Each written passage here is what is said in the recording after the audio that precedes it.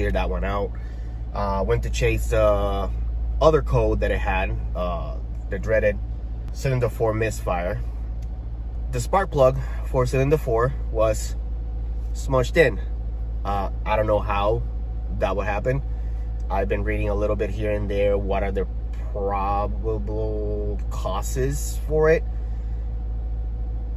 The one that kind of like makes sense to me was like it had a massive detonation where it ended up bending it.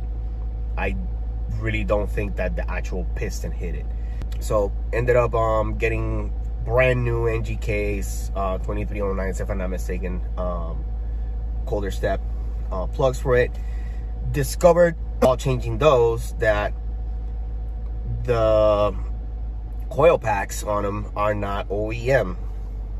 It has 3, I believe, Duralast black tops and one that has like no type of marking on it. Like it looks like super generic. And this thing finally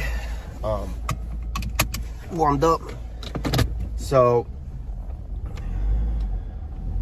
went ahead and replaced the plugs, put it all back together.